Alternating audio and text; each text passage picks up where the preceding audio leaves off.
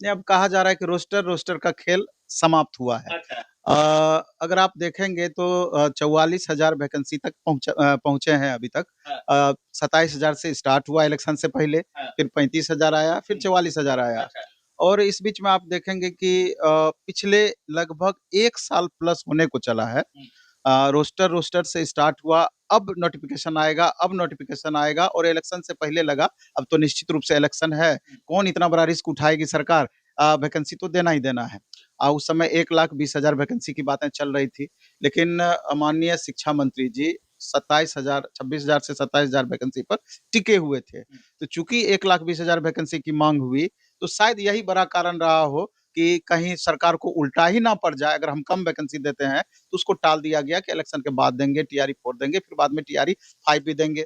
यहाँ तक हुआ कि माननीय शिक्षा मंत्री जी किस दिन एग्ज़ाम होगा, किस दिन रिज़ल्ट आएगा, किस दिन नोटिफ़िकेशन, सारा चीज़ डिक्लेयर कर दिए। लेकिन सारी बातें फ़ेल हुई और वो अपना रट जस का तस लगाए हुए थे। हालाँकि माननीय शिक्षा मंत्री जी पर से छात्रों का भरोसा पूरी तरीके से उठ गया है और अभी जो 44,000 वैकेंसी का नोटिफ़िकेशन का बात आपका फाइनल किया गया है और बताया जा रहा है कि अब नेक्स्ट मंथ में नोटिफ़िकेशन आ जाएगा, जीएडी को भेज दिया गया है। नेक्स्ट तो मंथ मतलब मार्च में? मार्च में।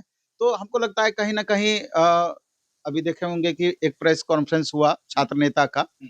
दिलीप जी एक प्रेस कॉन्फ्रेंस किए थे, उसके बाद खुशबू पाठक भी प्रेस कॉन्फ्रेंस की।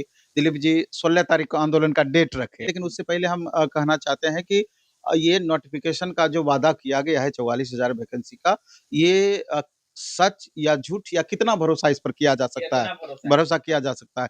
कहीं न कहीं ये आंदोलन का आगाज़ की जो घोषणा की गई है, अच्छा। कहीं न कहीं उसी के प्रभाव को कम करने के लिए हो ना हो ये वैकेंसी का वादा किया गया है कि दे देंगे। जब दे दिया जाएगा तभी समझना है कि वैकेंसी आ गया, नोटिफ़िकेशन आ गया, क्योंकि इससे पहले भी कई बार इस तरह का स्थिति देखने को मिला। जब आंदोलन की बातें कही जाती थी, तो अचानक दूसरे दिन न्यूज़पेपर में आ जाता था पूरा डिटेल से कि कहीं न कहीं आंदोलन का धार को कमज़ोर किया जाए। अच्छा। तो कहीं न कहीं अभी भी हम लोगों को लग रहा है कि कहीं न कहीं बातें यहीं पर आकर के अटक गई है। मेबी कि और ज़्यादा विलंब हो जाए, क्योंकि छात्रों का धैर्य पूरी तरीके से जवाब दे रहा है।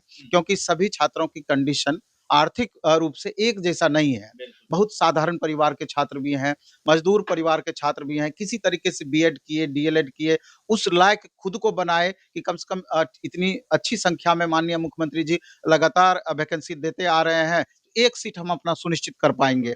और पिछले लगभग साल भर से बहुत सारे छात्र 4 महीना, 5 महीना, 6 महीने का टारगेट अपना बना के कर्ज लेकर के पैसे का या जहाँ से भी व्यवस्था हुआ पटना रह रहे थे या बाहर कहीं भी रह करके तैयारी कर रहे थे।